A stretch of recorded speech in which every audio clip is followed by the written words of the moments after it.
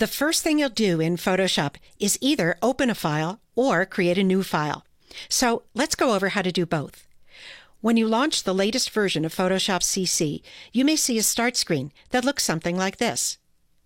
If you wanted to open an existing image, you could go to the Open button on the start screen and click, or if you wanted to create a new image from scratch, you could use the New button on the start screen.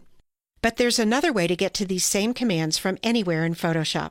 So even if your start screen isn't showing, you can always go up to the File menu at the top of Photoshop and choose New or Open from there. Let's go ahead and choose Open from the File menu to open some existing image files into Photoshop. That will launch your Mac Finder or your Windows File Explorer, where you'll navigate through your file system to an image file and select it. You could select one of the practice files that come with this tutorial, as I'm doing, or you can select an image of your own. If you want to open more than one image at a time, hold the Command key on a Mac or the Control key on Windows and select another image file. Then click the Open button. Both selected images open into Photoshop's editing workspace, which is called the Document window. At the top of the Document window, there is a tab for each open image, and the tab tells you the name of the image. If you want to see another open image, just click its tab. So that's how to open existing images. Let's leave those open and talk about how to create a new image from scratch.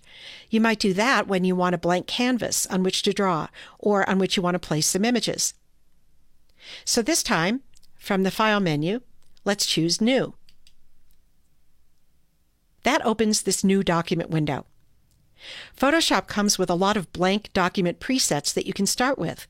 To find one that works for you, first select a category of documents from the top of the window: Photo, Print, Art and Illustration, or one of these others. I'm going to select Photo. Next, choose one of the preset sizes in this section called Blank Document Presets. If you don't see one you like, there's an option here to view more presets. View all presets. I'm going to select this preset, the Landscape Orientation 4x6. Over on the right, all the details have now been set up for me, including the width and the height. If you decide that's not exactly the size you want, you can type a different size into the width or height fields.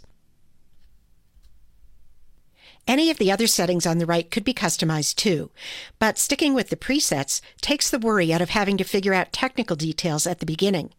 And these settings could be changed later in Photoshop if you need to. So to finish creating a new document, click the Create button. And your new blank document opens in Photoshop, ready for you to add a photo, text, or maybe a shape, all as you'll learn to do as you continue through this tutorial series.